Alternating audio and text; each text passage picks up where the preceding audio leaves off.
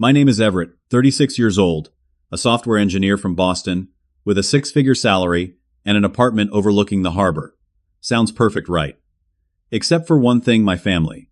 We all have that relative who knows exactly where to twist the knife. And in my family, that person is my mother. Last Thanksgiving, she crossed a line I never thought possible, publicly humiliating my younger brother at the dinner table.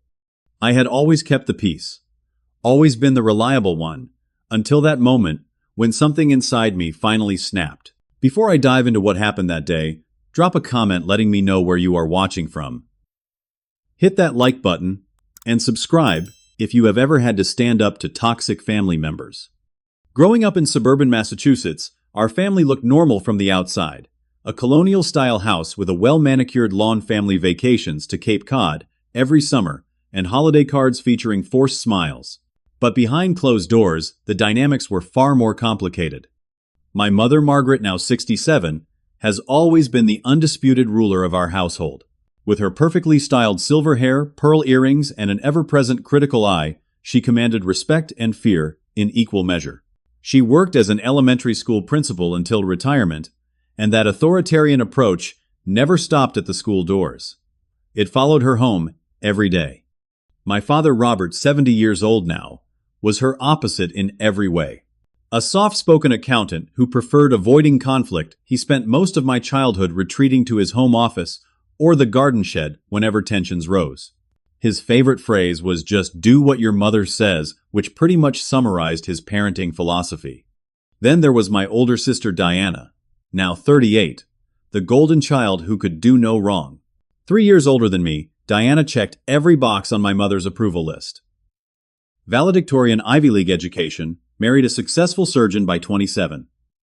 Produced 2 perfect grandchildren by 30, and now runs a nonprofit that gets her featured in local newspapers. At the bottom of the family hierarchy was my younger brother Nathan, 32, who had always been the family scapegoat.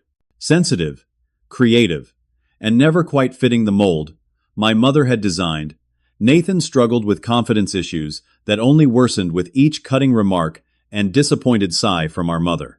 And me. I was the middle child, the buffer, the one who learned to navigate the emotional minefields by becoming invisible when necessary and useful when needed. I escaped to MIT as soon as I could, burying myself in computer science and creating a life as far removed from family drama as possible. Everett always had his head in the clouds, my mother would tell relatives, dismissing my interest in computers. Even when I landed my first job at a major tech company straight out of college, she referred to it as playing with computers all day. When I was promoted to senior developer at 28, it was met with, "That is nice, dear. Did you hear Diana is expecting her second child?" Despite the emotional distance, I maintained contact out of some misplaced sense of duty. Weekly phone calls, obligatory holiday visits, and more importantly, financial support that nobody discussed openly. When my father had a health scare 5 years ago, and their insurance would not cover all the expenses, I paid the $37,000 medical bill without hesitation.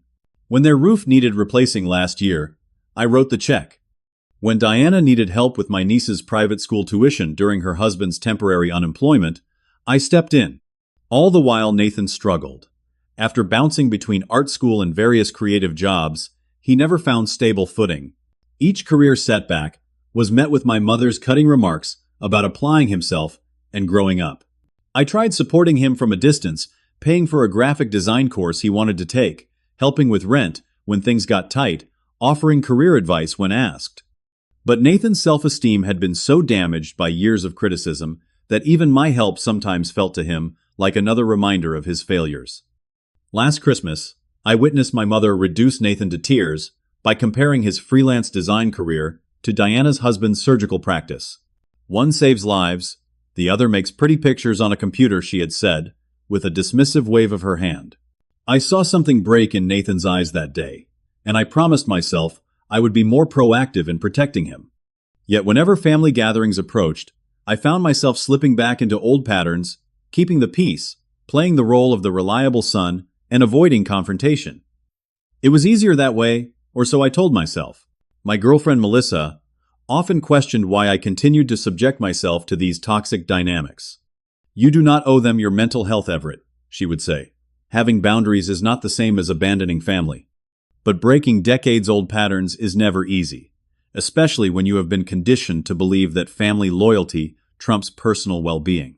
So I continued the dance, showing up, enduring the subtle put-downs, writing checks when needed, and escaping back to Boston as quickly as possible. What I did not realize was that beneath the surface tensions were building toward an inevitable breaking point.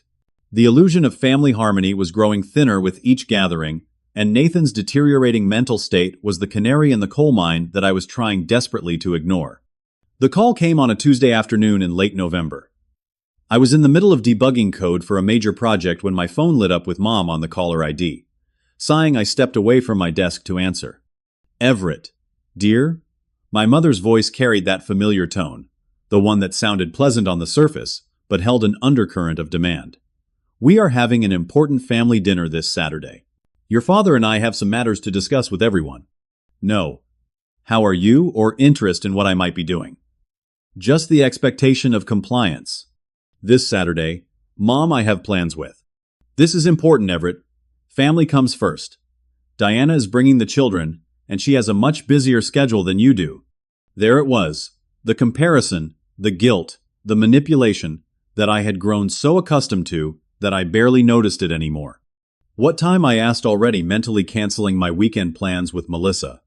5 o'clock sharp, and please make sure you dress appropriately. The Hendersons might stop by." After hanging up, I stared out my office window at the Boston skyline, wondering why at 36 years old, I still could not say no to these summons. My therapist would call it a trauma response, that childlike need for approval that never quite heals in some adults. That night, as Melissa and I sat in my apartment having dinner, I broke the news about the weekend. "So, another command performance at the family theater?" she asked, tucking her legs beneath her on the couch. After 2 years together, she knew the dynamics all too well. She said it is important, something they need to discuss with everyone. Melissa set down her wine glass. "And what about our cabin reservation? The one we made 3 months ago?" I winced. "I will call tomorrow and see if we can reschedule." "Everett," she said, her voice gentle but firm, "we have talked about this. You need to set boundaries with your family. They cannot just snap their fingers and expect you to drop everything." "I know, but..." "No buts. What if you told them you already have plans? That you can meet Sunday instead?" The thought sent a wave of anxiety through me. "You do not understand how she gets." "Actually, I do. I have watched you take 3 work calls from your mother this month alone. I have seen you write checks for their expenses without them even saying thank you. I have held you after family gatherings when you come home exhausted and drained." She was right, of course. But changing the patterns of a lifetime is not something that happens overnight. This is the last time I promised, knowing even as I said it, that it probably was not true. The next day, I called Nathan to see if he knew what the dinner was about. "No idea," he said, his voice flat. "Probably another chance for Mom to remind me what a disappointment I am compared to you and Diana." "It will not be that bad," I said, automatically, the peacekeeper in me surfacing. "Want me to pick you up on the way?" "No, I will drive myself. Need the escape option." Something in his tone worried me. "Are you okay, Nate? You sound off." A long pause. "Just tired. Lost another client yesterday. Apparently my designs were not corporate enough for their brand. That is their loss. Your work is incredible." "Tell that to Mom," he muttered. "Anyway, see you Saturday." The call ended, and the knot in my stomach tightened. Nathan sounded worse than usual, and I made a mental note to check in on him more carefully at dinner. Friday night, I packed an overnight bag and wrapped an expensive bottle of wine as a gift. Melissa watched from the doorway of our bedroom, concern etched on her face. "Just promise me you will stand up for yourself if things get toxic," she said. "And call me if you need to talk, no matter what time." "I will," I promised, kissing her goodbye. The 3-hour drive from Boston to my parents' house in western Massachusetts gave me too much time to think. I rehearsed potential scenarios in my head, what the important announcement might be, how to deflect my mother's inevitable criticisms, how to support Nathan without drawing fire myself. By the time I pulled into the familiar driveway of the colonial house where I grew up, my shoulders were tense and I had a slight headache forming. The perfectly trimmed hedges and seasonal wreath on the door reminded me of how important appearances had always been to my mother. Taking a deep breath, I grabbed my overnight bag and the wine forcing a smile onto my face as I walked toward the front door. Whatever this dinner was about, I would get through it like I always did, by keeping the peace, saying the right things, and counting the hours until I could leave. Little did I know that this particular Saturday would be different from all the others. That some lines once crossed change family dynamics forever. The house looked exactly the same as it had for the past 20 years.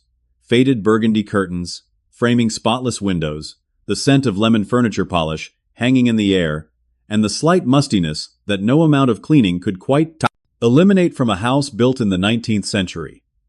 My father answered the door. His thinning white hair combed neatly to the side, wearing the sweater vest I had sent him last Christmas. "Everett, good to see you, son," he said, giving me an awkward pat on the shoulder that passed for affection in our family. "Your mother is in the kitchen," Diana called. "They are running a few minutes late."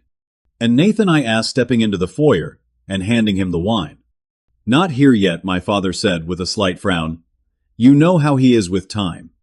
I followed him through the living room, noticing the framed family photos arranged carefully on the mantel. Diana's wedding portrait took center stage, flanked by professional photos of her children in matching outfits. A small graduation photo of me from MIT was tucked in the corner, while Nathan was represented only in the obligatory family group shots. My mother emerged from the kitchen, wiping her hands on a dish towel. At 67, Margaret Barnes still maintained the rigid posture and critical gaze that had intimidated generations of elementary school students. "Everett," finally she said, glancing at her watch, although I was exactly on time. "I see you brought wine. We are having beef Wellington, so I have already decanted something appropriate." I swallowed the first response that came to mind. "Nice to see you too, Mom. Can I help with anything?" "Everything is under control. Your father can show you to your old room if you want to freshen up before Diana arrives." My old room now, a guest room, with no trace of my childhood, was as impersonal as a hotel. I spent a few minutes washing my face and texting Melissa to let her know I had arrived safely before heading back downstairs. The doorbell rang just as I reached the bottom step. Diana swept in with her surgeon husband James and their two children, Emma and Lucas, ages 8 and 6. The next few minutes were a flurry of hugs, exclamations over how much the children had grown, and my mother's effusive praise of Diana's new highlights. "You look wonderful, darling. That color really brings out your eyes." My mother gushed before turning to me with a perfunctory "Everett, you could use a haircut before your next client meeting." Diana shot me an apologetic glance as she handed our mother a bouquet of expensive-looking flowers. Her husband James, polished, confident, and perpetually looking slightly bored, shook my hand with the precise pressure of someone who had practiced the perfect handshake. "Still enjoying the tech world?" he asked, not waiting for an answer, before launching into a story about a new surgical robot his hospital had acquired. The children were ushered into the living room, where my mother had laid out special toys kept just for them, toys that were significantly nicer than anything Nathan or I had owned as children. It was nearly 5:30 when we heard the sound of a car pulling into the driveway. From the window, I could see Nathan sitting in his aging Honda, apparently gathering himself before coming inside. When he finally entered, the contrast between him and the rest of us was painful to observe. His clothes were clean but wrinkled, his hair a bit too long, dark circles prominent under his eyes. "Sorry, I am late," he mumbled, receiving a stiff hug from our father and an air kiss from our mother, who immediately frowned. "Nathan, you look exhausted. Are you sleeping properly? And when was the last time you had a proper haircut? No, hello, no. How are you straight to criticism?" "Been busy with work," he said vaguely, giving me a quick side hug before retreating to the farthest chair in the living room. "What kind of work?" my mother pressed. "Last we heard, that website design project fell through." I jumped in before Nathan could answer.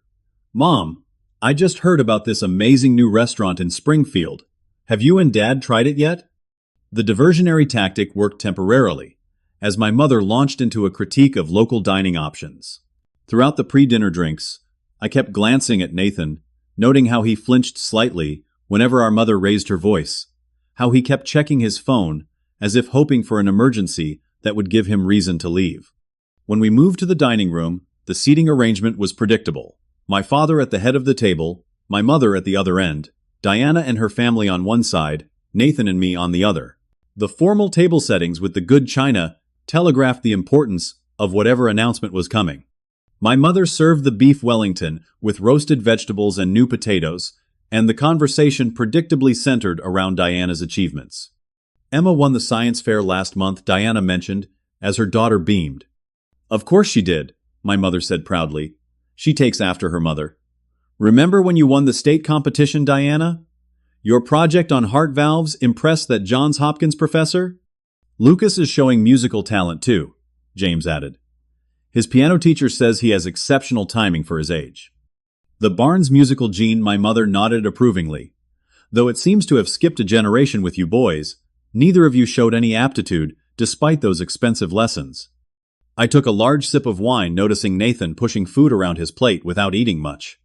My father, attempting to include everyone, turned to me. Everett, Diana mentioned you received some kind of promotion recently. Before I could answer, my mother cut in. Speaking of careers, Nathan, have you found anything stable yet? Your father and I were talking to the Petersons last week. Their son-in-law works at that marketing firm downtown. I could ask if they are hiring. Nathan stared at his plate. I am focusing on freelance work right now. At your age. My mother's eyebrows rose. Surely, it is time to find something with benefits, a retirement plan. You cannot drift forever. I am not drifting, Nathan said quietly. I am building a client base. Well, it seems to be taking an awfully long time. Diana had already made partner at her law firm before switching to nonprofit work at your age. Diana looked uncomfortable. Everyone has their own timeline, Mom. Timelines are one thing, direction is another. My mother took a precise bite of food, which brings us to why we asked you all here today. The table fell silent as everyone turned toward her. My father cleared his throat, suddenly very interested in rearranging his silverware. Your father and I have been discussing our estate planning, she continued. At our age, it is important to have everything in order. And just like that, the real purpose of the family dinner was revealed. I felt a sense of dread settling in my stomach as I glanced at Nathan, whose knuckles had turned white around his water glass. Estate planning is something responsible. Parents must address. My mother continued, dabbing the corner of her mouth with her napkin. We have worked hard all our lives to build what we have, and proper arrangements must be made. My father nodded solemnly, but said nothing, his eyes fixed somewhere above our heads. Diana sat up straighter, while James maintained his professionally neutral expression. I noticed Nathan's leg bouncing nervously under the table. We have met with our attorney 3 times in the past month, my mother explained. There are decisions to be made about the house, the vacation property in Cape Cod, your father's collection of first editions, my jewelry, and of course, the family business interests. The family business interests she referred to was primarily a small commercial property my grandfather had purchased in the 60s that now housed 3 retail stores. Hardly an empire, but a steady source of income for my parents in their comtanned retirement. Normally these matters would be divided equally, she continued. But your father and I have concerns about certain arrangements. Her eyes flickered toward Nathan, who seemed to shrink in his chair. Diana spoke up. Mom, is this really dinner conversation? With the children present. The children should understand the value of responsibility and planning, my mother replied. Besides, they are occupied with their desserts.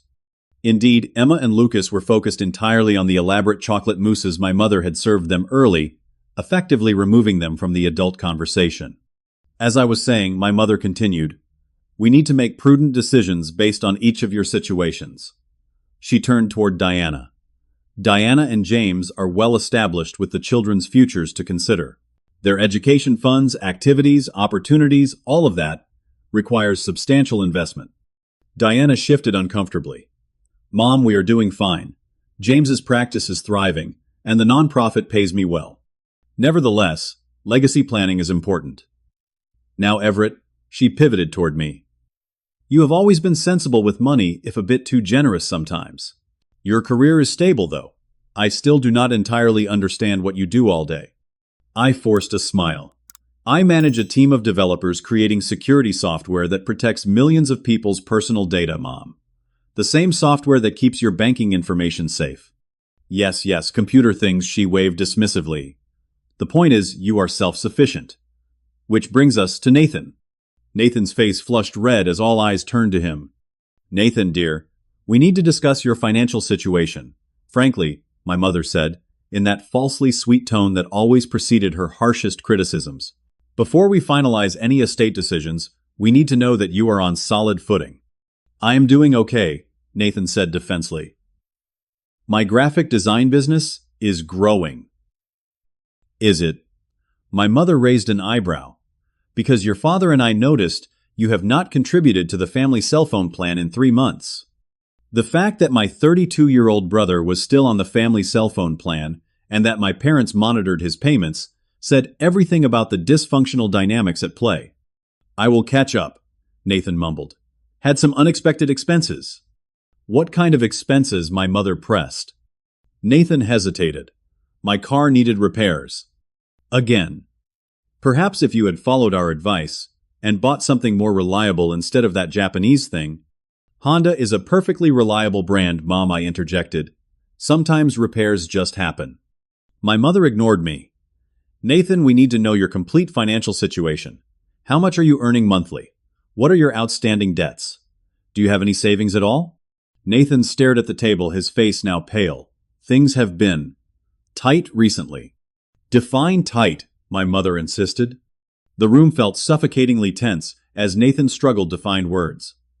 Diana shot me a concerned look across the table. I lost my biggest client last month, Nathan finally admitted. The tech startup I was designing for went under. I see. My mother set her tone, making it clear she had expected nothing better. And what is your plan now? I am pitching to new clients. I have a meeting next week with a promising lead. Nathan, my father finally spoke, his voice, gentler than my mother's but still firm. We are concerned about your ability to manage any inheritance responsibly. The last thing we want is for you to squander what took us a lifetime to build. I would not squander anything. Nathan protested, a rare flash of anger breaking through his usual resignation. Your track record suggests otherwise, my mother countered. The money we gave you for graduate school that you used to find yourself in Europe, the startup investment that failed within 6 months, the condo down payment that somehow turned into a used car, and 3 months of unpaid rent. Each example landed like a physical blow, and I watched Nathan's shoulders curve inward protectively. That was years ago, he said quietly. I was younger, still figuring things out. And have you figured things out now? My mother asked. Because from where I sit, you are 32 years old, with no stable income, no assets, and apparently no concrete plan for the future. Diana attempted to intervene. Mom, we all take different paths. Nathan's creative skills are valuable even if they do not fit a traditional career model. Creative skills do not pay mortgages or build retirement accounts, my mother snapped. At some point, one must be practical. I watched Nathan's face, carefully recognizing the signs of his anxiety rising, the slight tremor in his hands, the rapid blinking, the shallow breathing. I had seen this before, usually right before he shut down completely or fled the situation. I could help Nathan with financial planning, I offered. Set up some systems, review his business model. That is very kind, Everett, my mother said. But it does not address the fundamental issue. Nathan lacks the basic responsibility needed to handle significant assets. I am sitting right here.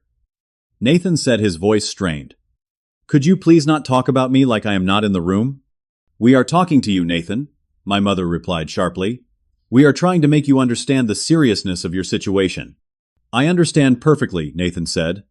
You do not think I am capable or worthy of being treated like Diana or Everett. It is not about worth, my father interjected awkwardly. It is about demonstrated capacity. Diana offered to help, my mother added. She could find you an entry-level position at one of the companies her nonprofit works with. Something with structure supervision. The condescension in her voice was unmistakable. Nathan, a talented designer with a decade of experience, was being offered an entry-level position with supervision as if he were a troubled teenager. I do not need an entry-level job, Nathan said, his voice rising slightly. I need clients who value my work, and pay on time. Well, clearly you are not finding them, my mother retorted. Which brings us back to our concern about including you fully in the estate planning. I saw Nathan's hands trembling more visibly now. His water glass shook when he tried to take a sip, sloshing liquid onto the tablecloth. You have always favored them, he said quietly, almost to himself. Excuse me. My mother's voice turned icy. Nothing. Nathan stared at the water stain spreading on the white tablecloth. No, please share with the family what you just said. My mother's tone was dangerous now, the one that had always preceded the worst confrontations of our childhood. Nathan looked up, his eyes shining with unshed tears. I said you have always favored them. Diana and Everett. Nothing I do has ever been good enough. My mother's face hardened. Perhaps if you did something worth favoring. Margaret, my father, warned too late. No, Robert. He needs to hear this. We have coddled him for too long. She turned back to Nathan, all pretense of gentleness gone. Do you think we enjoy seeing you struggle? Watching you make the same mistakes over and over? Do you think it gives us pleasure to compare you to your siblings and find you wanting? Each question hit like a slap. Diana looked horrified. James uncomfortable. My father defeated. I felt a familiar tightness in my chest, the same feeling I had whenever conflict erupted in our family. But something else was building underneath it. Something that felt dangerously like rage. Mom, that is enough, I said quietly. She ignored me, focused entirely on Nathan. Now, we have given you every opportunity, every advantage. We paid for your education, supported your impractical career choices, bailed you out of financial disasters. And what do we have to show for it? A 32-year-old who cannot even keep a cell phone payment current. Nathan's face crumpled. I am trying my best. Then your best is not good enough. My mother said the words precise and cutting. And then she delivered the final blow, the words that would change everything. The truth is, Nathan, you are the most useless child we have. The dining room went absolutely still. The only sound was the faint ticking of the grandfather clock in the hallway and the muffled giggles of the children from the living room, unaware of the devastation that had just occurred at the adult table.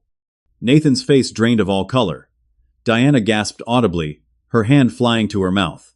James stared intently at his plate, suddenly fascinated by the remains of his beef Wellington. My father closed his eyes briefly, his expression a mixture of shame and resignation. I felt as if I had been plunged into ice water.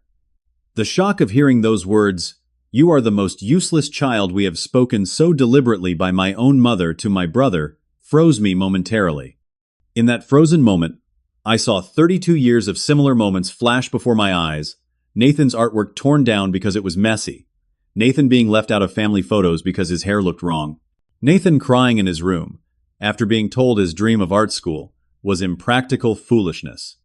I saw myself too, standing by, making weak attempts to comfort him afterward, but never truly standing up when it mattered. Always keeping the peace, always playing the role assigned to me, the reliable one, the sensible one, the one who would never rock the boat. Something hot and powerful surged through me, melting the ice. I felt my heart pounding in my chest, blood rushing in my ears, my hands resting on the table curled into fists. Nathan's eyes were fixed on the tablecloth, his body completely still, in a way that frightened me. He looked broken, as if something fundamental inside him had finally shattered beyond repair. A single tear tracked down his cheek, but he made no move to wipe it away. Diana began softly reaching across the table toward him. But I was already moving. My chair scraped loudly against the hardwood floor as I stood up suddenly, the sound startling everyone. All eyes turned to me, everyone except Nathan, who remained frozen in his private hell. Everett, sit down, my mother commanded, using the same tone she had used when I was 10 years old, and had dared to question her authority. But I was not 10 years old anymore. I was 36, standing at my full height of 6 feet 2 inches, looking down at the woman who had just destroyed what remained of my brother's self-worth. No, I said, my voice surprisingly steady, despite the storm inside me. Excuse me. My mother's eyes widened in genuine surprise. In our family dynamic, direct confrontation was not my role. I looked directly at her, then let my gaze move deliberately to each person at the table before returning to her. You want to talk about useless. I said the words coming from some place deep inside me I had never accessed before. Then stop calling me when you need money. My mother's face fell in shock, her mouth opening slightly, but no words coming out. The silence in the room was absolute now, as if everyone had collectively stopped breathing. What are you talking about? My father finally asked, his voice uncertain. I am talking about the $37,000 I paid for your medical bills 5 years ago, I said, still standing. I am talking about the new roof on this house last year. The property taxes I covered when the commercial tenant went bankrupt. Diana's kids' private school tuition during James's contract dispute. Diana looked stunned. Everett, you paid for the kids' school James told me his parents helped. James had the decency to look ashamed. He did not want you to know, I said, not taking my eyes off my mother. None of them wanted anyone to know how much I have been supporting this family financially for the past decade. That is different, my mother finally found her voice, though it wavered slightly. Those were temporary situations. Family helps family. Exactly, I said. Family helps family. But apparently that principle only applies when you need something from me. When Nathan needs understanding, support, actual human kindness, suddenly it is all about responsibility and demonstrated capacity. You do not understand the complexities, she began. I understand perfectly, I cut her off. I understand that you have systematically destroyed Nathan's confidence while happily cashing my checks. I understand that you criticize his career choices while living in a house he and I both know I paid to repair. My father stood now too. Son, you are overreacting. Your mother meant... I know exactly what she meant, I said. She meant what she has always meant, that Nathan does not measure up to the arbitrary standard she has set, that his value as a person is tied to his bank account and his conformity to her expectations. That is not fair, my mother protested, but her voice had lost its usual authority. Not fair. I laughed a sound with no humor in it. You want to talk about fair. Is it fair that Nathan has spent his entire life trying to earn approval you never intended to give him? Is it fair that you sit in judgment of his finances while secretly depending on mine?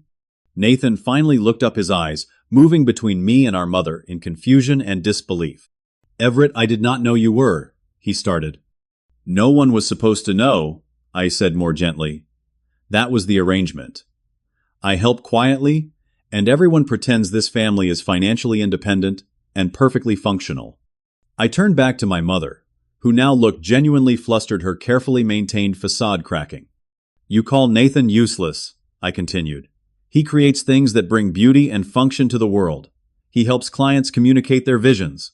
He has struggled, yes, but he has never given up on his passion, despite years of you telling him he should.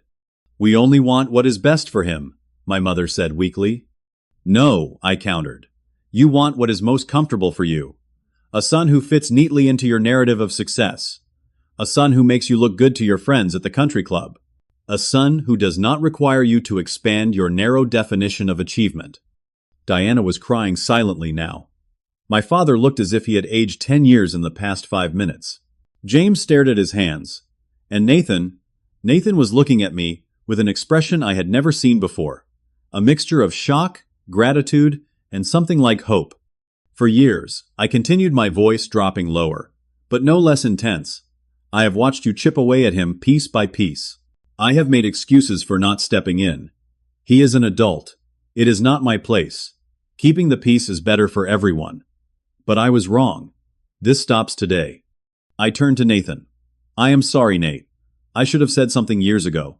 I should have told you how talented you are, how your perseverance inspires me, how proud I am to be your brother. Everett, you are making a scene, my mother hissed, glancing toward the living room, where, thankfully, the children remained oblivious, engrossed in a movie my father had started for them. No, mother. For once in my life, I am telling the truth. And the truth is, if anyone at this table has demonstrated responsibility and character, it is Nathan. He has pursued his passion despite constant discouragement. He has picked himself up after every setback. He has never asked me for money despite knowing I have it, while the rest of you had no problem reaching out whenever you needed a financial safety net. My father sank back into his chair, looking defeated. Son, we never meant to take advantage. Maybe not consciously, I acknowledged. But that does not change the reality. You question Nathan's ability to manage an inheritance, while you yourselves have been quietly subsidized by my income for years. My mother's face had turned an alarming shade of red. That is enough, Everett. How dare you speak to us this way after everything we have done for you? What exactly have you done for me, Mother? I asked quietly. Criticized my career until I became successful enough to be useful to you. Compared me unfavorably to Diana, until I learned to disappear into the background. Taught me that my worth as your son is directly proportional to my bank account. That is not true, she protested, but the words sounded hollow. It is true, I said firmly, and the saddest part is I do not think you even realize it. I turned to Nathan, extending my hand to him. Come on, Nate. I think we are done here.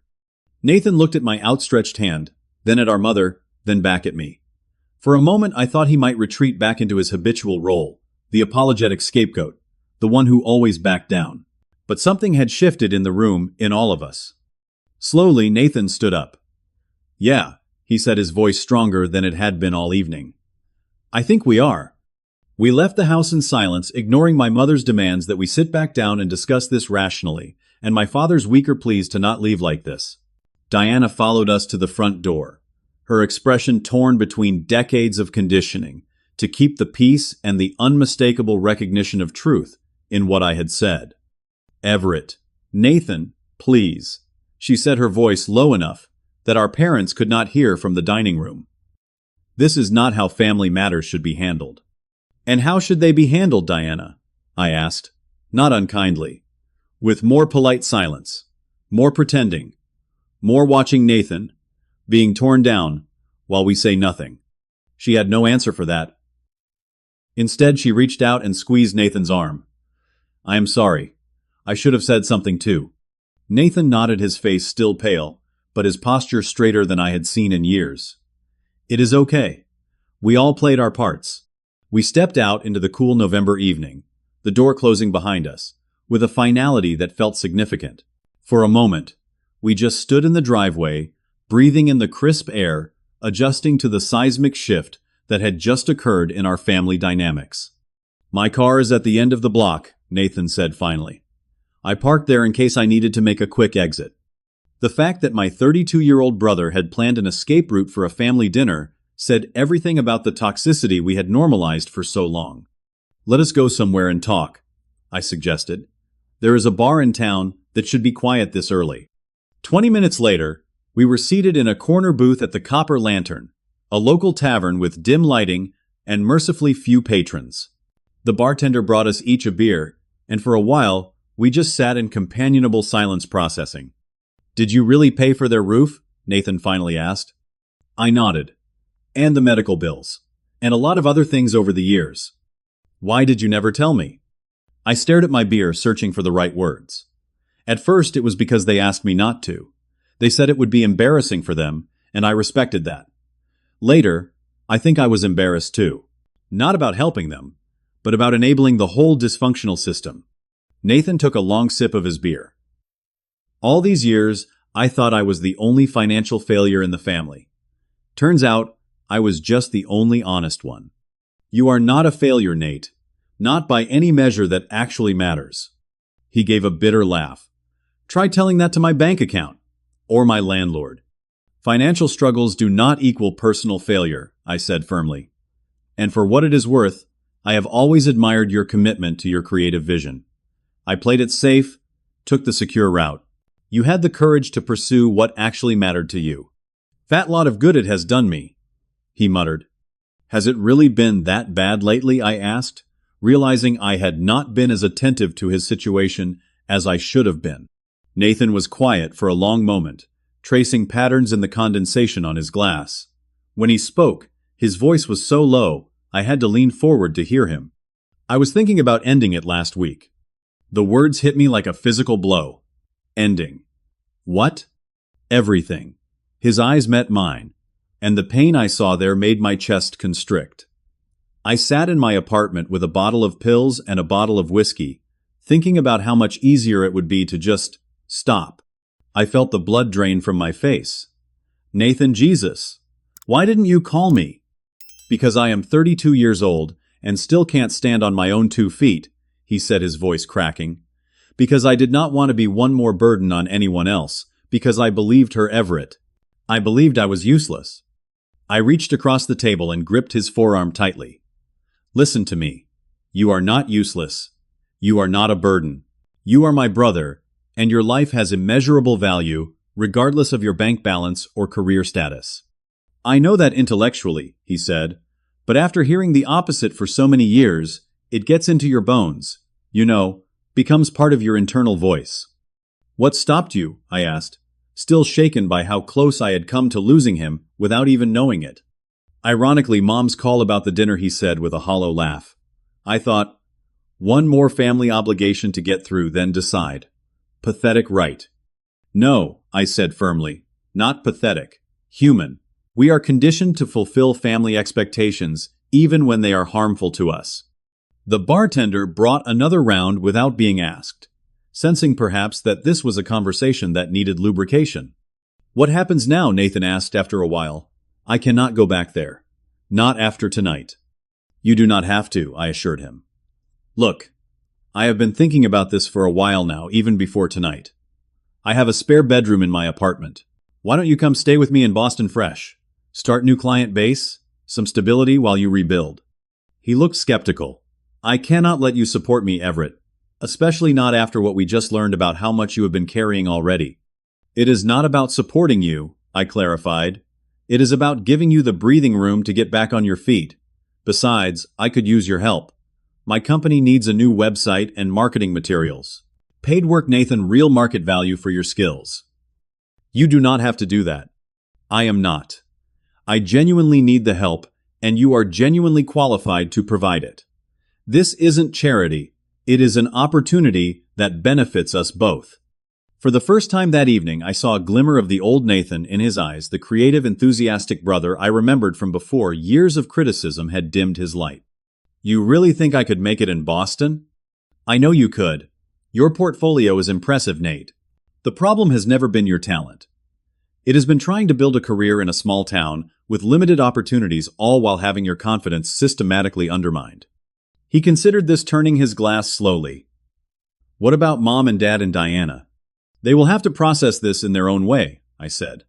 Maybe this will be a wake-up call, maybe not. But either way, we need to establish healthier boundaries. No more pretending, no more enabling. And the inheritance? He asked with a wry smile. I laughed. Let them keep it. All of it. We will build our own security on our own terms. We talked for hours that night. Really talked, perhaps for the first time as adults. Nathan shared the full extent of his financial struggles and the depression that had accompanied them. I admitted how exhausted I was from years of being the family fixer, the human ATM, the one who never rocked the boat. By the time we left the bar, something fundamental had shifted between us. The roles we had played our entire lives, the successful older brother and the struggling younger one, had been replaced by something more balanced, more authentic. Just two brothers facing the future together, without the distorting lens of our parents' expectations. The next morning, Nathan packed what he needed from his apartment into his Honda, and we caravanned back to Boston. Melissa met us at my apartment, her face showing relief when she saw the determined set of my jaw and the new energy in Nathan's movements. So you finally stood up to the dragon, she said quietly, while Nathan was in the guest room getting settled. I did, I confirmed. And the castle did not burn down, though there may be some scorched stones. She squeezed my hand. I am proud of you, both of you. The calls began that evening, first from Diana, then my father, finally my mother. I let them all go to voicemail, needing time and space, before engaging again. Nathan did the same. We were establishing a new pattern, and immediate reabsorption into the old family dynamics would only undermine our progress. In the days that followed, Nathan and I developed a routine. Mornings I worked on my regular projects while he set up his design workspace in the corner of my living room. Afternoons, we collaborated on the website, redesigned for my company, his creative vision, complementing my technical knowledge perfectly. Evenings we explored Boston together, finding inspiration in museums, architecture, and the vibrant tech scene. A week after the dinner, I finally returned my father's call. The conversation was awkward, but not hostile. He acknowledged that things had gotten out of hand at dinner, though he stopped short of a full apology. He mentioned that my mother was still processing what had happened, which I took to mean she was still angry and hurt that her authority had been challenged. "She means well, Everett," he said. The same excuse he had made for her behavior throughout our childhood.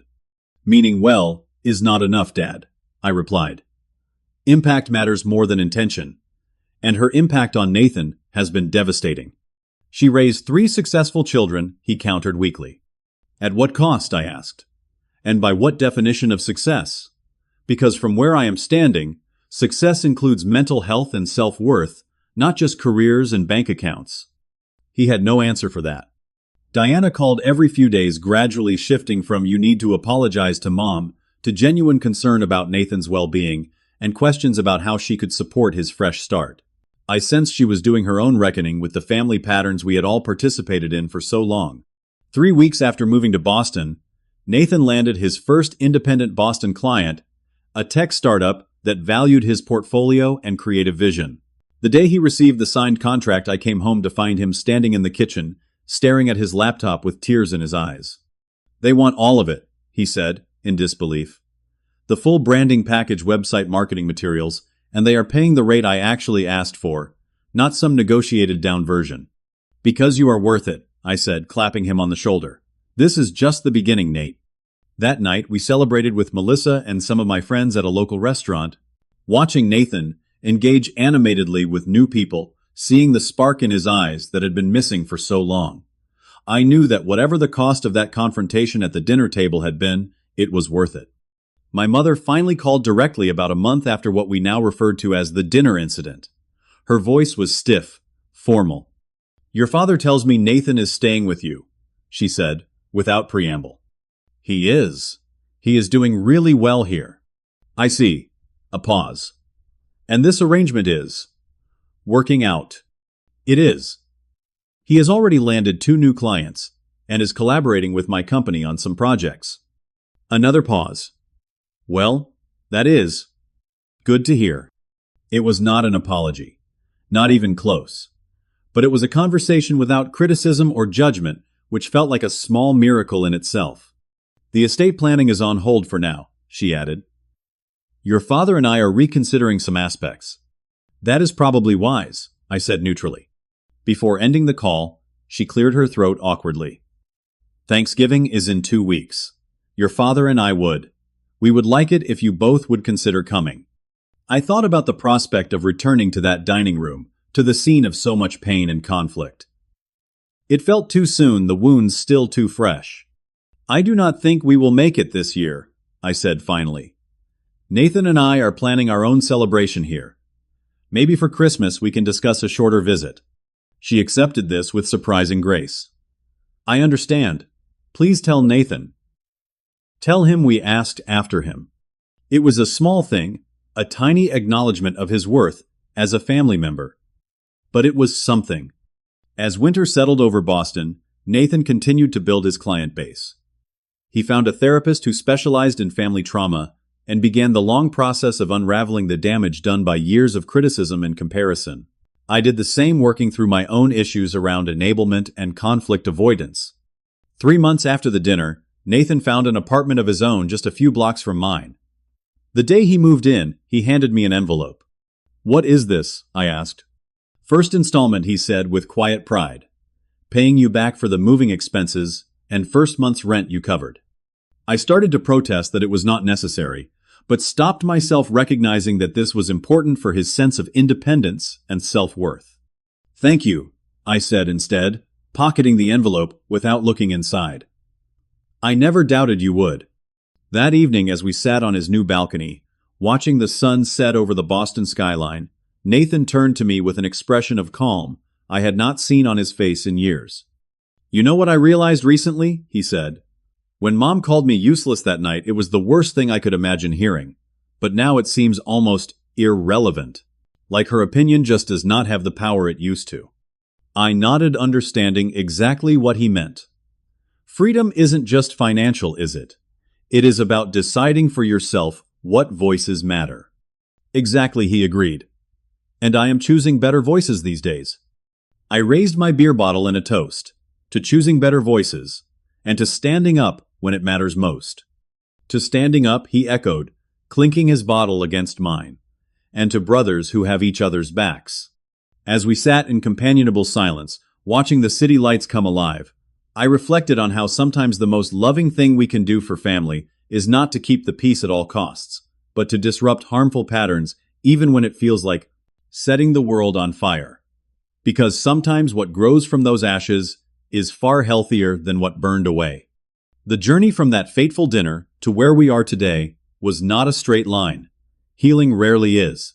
There were setbacks along the way, moments when Nathan doubted his abilities, times when I slipped back into old patterns of trying to fix everything, difficult conversations with our parents that reopened wounds we thought had scarred.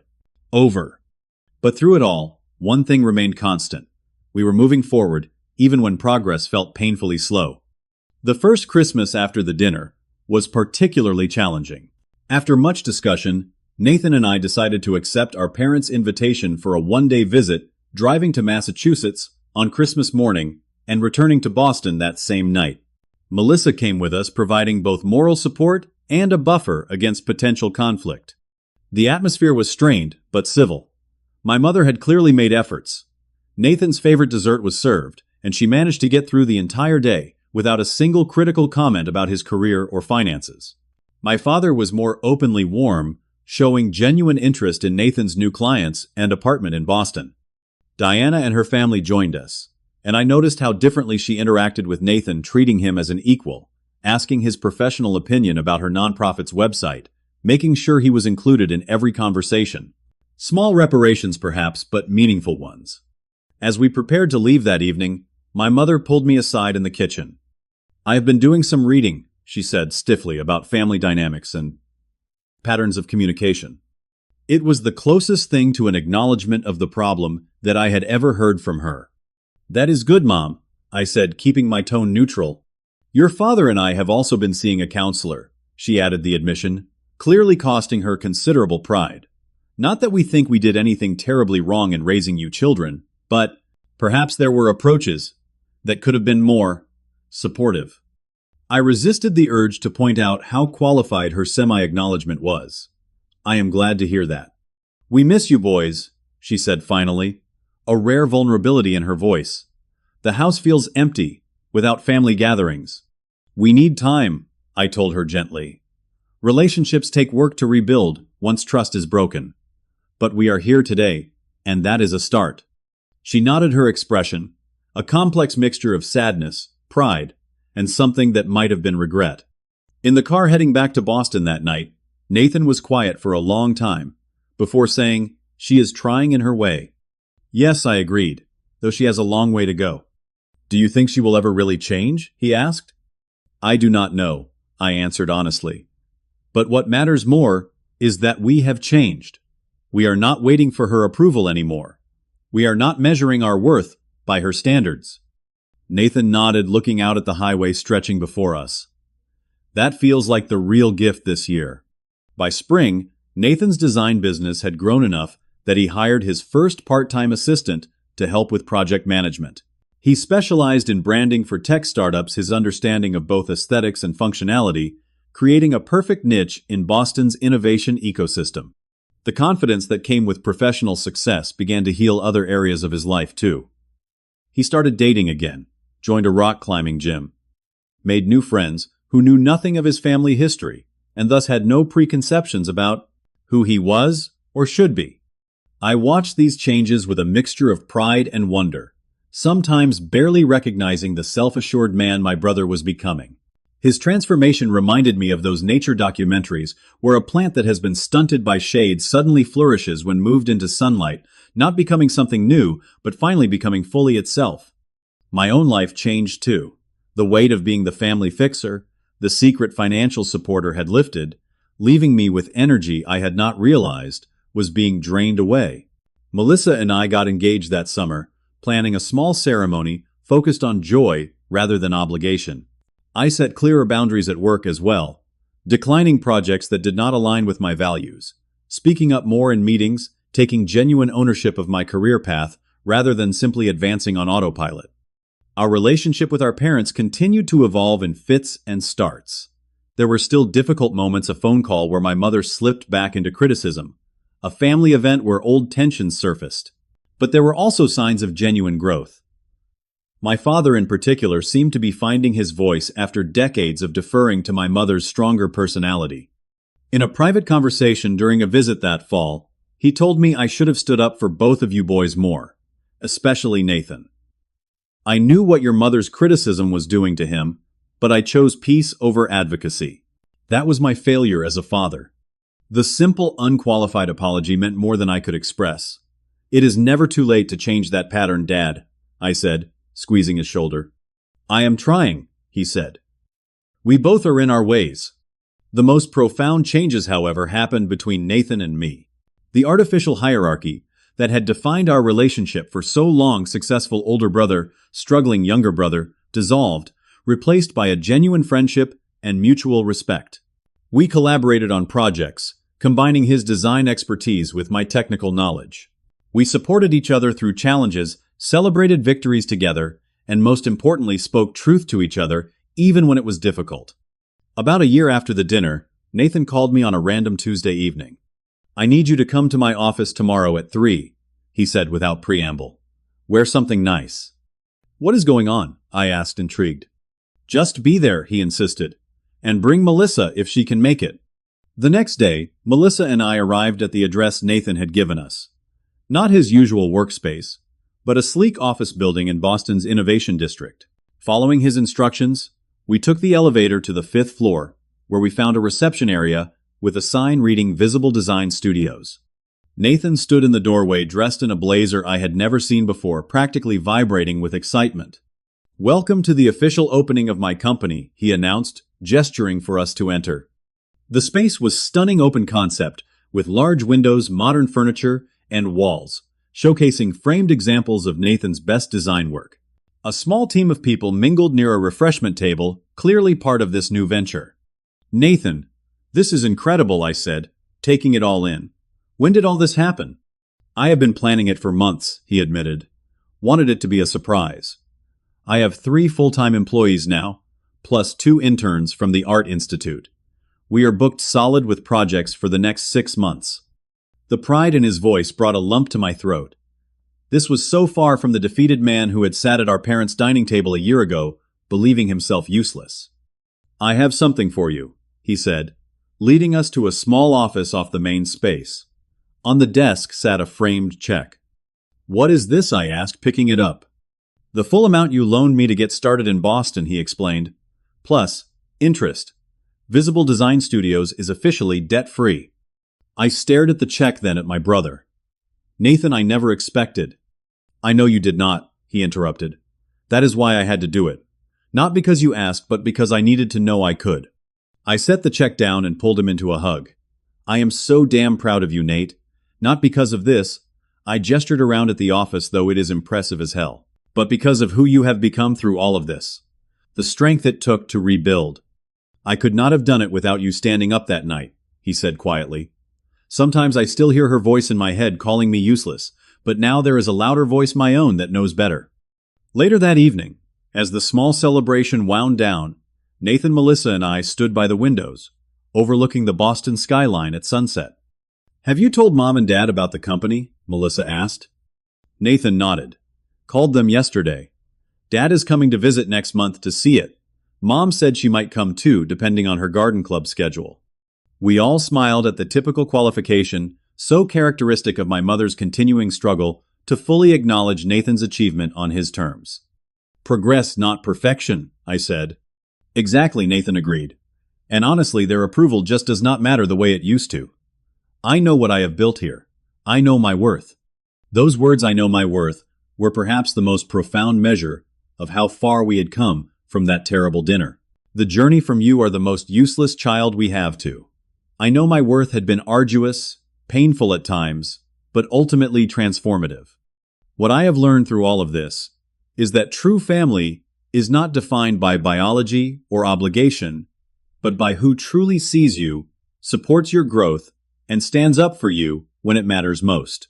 Sometimes the most loving thing we can do for those we care about is not to keep the peace at all costs, but to disrupt harmful patterns that keep everyone locked in roles that stunt their growth. Standing up to toxic family dynamics is not about revenge or punishment. It is about creating space for authentic relationships to form, for wounds to heal, for each person to discover their inherent value apart from the roles they have been assigned. My brother is not useless. He never was. He was simply trapped in a narrative that did not allow him to recognize his own brilliance. And in standing up for him that night, I freed myself too, from the burden of silent complicity, from the exhaustion of maintaining a facade, from the limitation of being only what others expected me to be. If you are watching this and recognize your own family in our story, know that change is possible. It may not happen overnight, and it may not look exactly how you imagined, but speaking truth even when your voice shakes, even when it feels like you are setting fire to everything familiar, can be the most profound act of love. Sometimes we must be brave enough to let old patterns burn away so that something healthier can grow from the ashes. Sometimes the most loving thing we can do is simply to stand up and say, enough. There is a better way for us to be family. Have you ever had to stand up to toxic behavior in your family? How did it change your relationships? Share your experience in the comments below. And if this story resonated with you, please like, subscribe, and share it with someone who might need to hear that they too have the right to define their own worth. Thank you for listening to my story. And remember, sometimes the most important family we create is the one we choose after learning the hard lessons of the one we were born into.